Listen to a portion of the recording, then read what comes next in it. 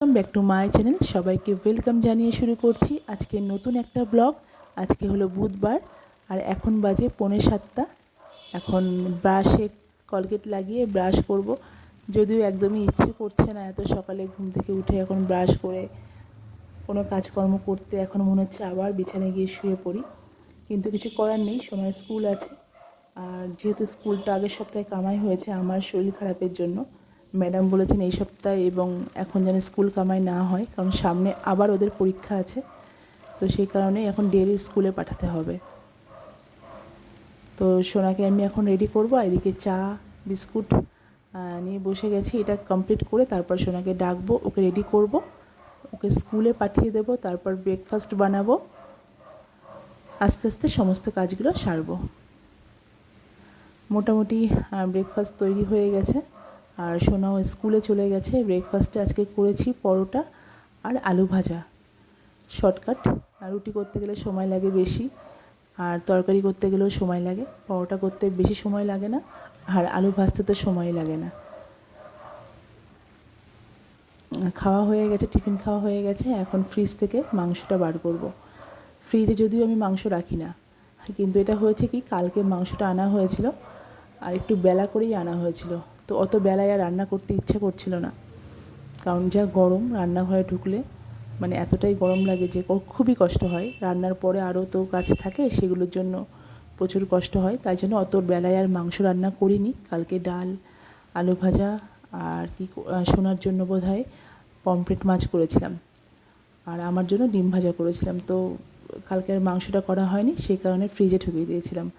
কারণ ফ্রিজে মাংস রাখলে সেই মাংস খেতে ভালো লাগে না, আমি ওই জন্য খুব একটা রাখি না, কিন্তু এটা বাধ্য হয়েই রেখেছিলাম। তো লবণ হলুদ মাখিয়ে নিয়েছি, একটু হলুদ কম হয়েছে, পরে আবার হলুদ অ্যাড করে তারপরে ওটাকে ঢাকা দিয়ে এখন রেস্টে রেখে দেবো কিছুক্ষণ। এদিকে আলু, পেঁয়াজ, লঙ্কা, আদা, রসুন সব নিয়ে নিয়েছি, এগুলোকে এখন কাটবো। তারপর ততক্ষণ ওদিকে মাংসটা রেস্টে থাকবে। তো যদিও আদা আর পেঁয়াজ পরে আরও লেগেছে, এখানে এটুকু তো হয়নি। দেখো এবার আমি কাটতে বসে গেছি। বেশি আলু মাংসে দিইনি, কারণ হচ্ছে সোনা মাংসে একা আলু খাই, আমি খুব একটা খাই না। আমি মানে 2 পিস, একটা আলু 2 পিস, এবেলা একটা ওবেলা একটা খাই, আর বাকি আলু সোনাই খাই। কারণ ওকে আলুর সঙ্গে ভাতটা মেখে দিলে টাইট হয়, তবেই ও খেতে পারে। তো যাই হোক, এখন কাটাকুটিটা কমপ্লিট করব। দেখো মাংস কষানো প্রায় শেষের মুখে। আর সত্যি বলতে মাংস কষানোর সময় যে স্মেলটা, গন্ধটা বেরোয় না, এটা কিন্তু দারুণ। এটা যে কোনো মানুষেরই মানে শুকলে জিভে জল আসে। তো দেখো 12:20 বাজে আর সোনা চলে এসছে স্কুল থেকে, আর এসেই ও চিল্লামিল্লি করছে, কারণ ওকে আমি বলেছি যে আজকে মাংস রান্না হয়নি, আর ও বলে গেছিলো স্কুলে যাওয়ার সময় মাংস করতে। তাই জন্য দেখো রেগে গেছে আমার ওপর। আমাকে বলছে, তুমি যদি মাংস রান্না না করে দাও এখনই, তাহলে রাত্রেবেলায় তোমাকে আমি ঘুমানোর সময় ভয় দেখাবো, ওরকম করে ভয় দেখাবো। তো ওর সঙ্গে একটু মজা করছিলাম, আর ও খচে যাচ্ছিলো। কারণ হচ্ছে ও কালকেই মাংস খেতে চেয়েছিলো, আমার সময় হয়নি বলে করতে পারিনি। আর সে কারণে আজকে স্কুল যাওয়ার সময় বারে বারে বলে গেছে আমি যেন মাংস রান্না করে রাখি ওর জন্য। তো এখন ওকে স্নান করাবো। দেখো স্নান হয়ে গেছে, আর এটা হচ্ছে একটা কিন্ডার জয় থেকে মাছ খেলনা পেয়েছে, যেটা স্কুল থেকে ফেরার সময় এনেছে, আর সেটা নিয়ে এখন চলছে খেলা। ফিশটা খুব পছন্দ হয়েছে, ওটা একেবারে কাটছাড়া করছে না। আর এখন বাজে 1:20, সোনার স্নান হয়ে গেছে। আমি এখন যাব এগুলো ভেজাতে, ভিজিয়ে দিয়ে তারপরে ওকে খাওয়াতে বসবো। এখন তাড়াতাড়ি কাজ হয়ে যাচ্ছে, কারণ যেহেতু স্কুলের জন্য সকাল সকাল ঘুম থেকে উঠছি, নাহলে অন্যদিন ওকে খেতে বসতে প্রায় 2:05-10 হয়ে যায়। আর এদিকে সোনার জন্য মাংস নিয়ে নেব। তোমরা আগে যারা আমার ব্লগ দেখেছো তারা জানো, যখন ওর জন্য আমি মাংস থালায় রেডি করি, ও পাশে থেকে বলে দেয় যে কোনটা কোনটা ও নেবে। ওর পছন্দ মতো ওকে মাংস দিতে হয়। যদিও বেশি কিন্তু ভাতের সাথে খায় না, 2 থেকে 3 পিস খায়। আর মানে অন্য সময় মাংস রান্নার পরেই এবং ভাত খাওয়ার পরে হয়তো যদি ইচ্ছে হলো মানে শুধু শুধু মাংস খাই, কিন্তু ভাতের সাথে 2 থেকে 3 পিসের বেশি খাই না।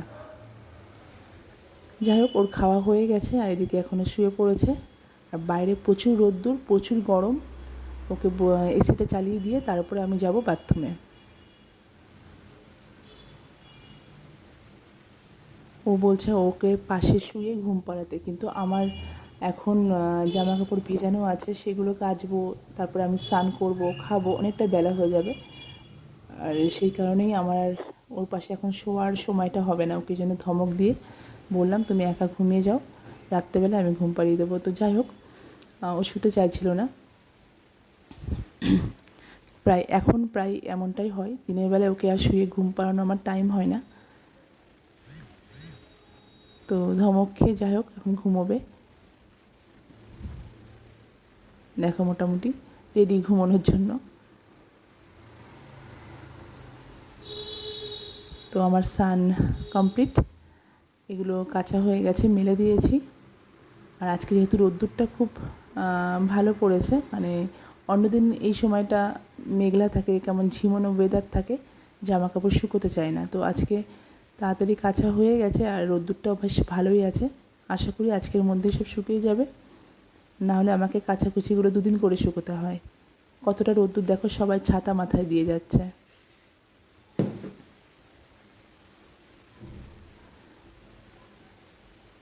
তো ওইদিকে জামা কাপড়গুলো ক্লিপগুলো সোনা সব লুকিয়ে রেখেছিল, সেগুলো খুঁজতে খুঁজতে অনেকটা সময় লেগে গেল। দেখো ঘুমিয়ে গেছে, স্নান করে এসে ঘরে দেখি ঘুমিয়ে গেছে, শান্ত হয়ে গেছে।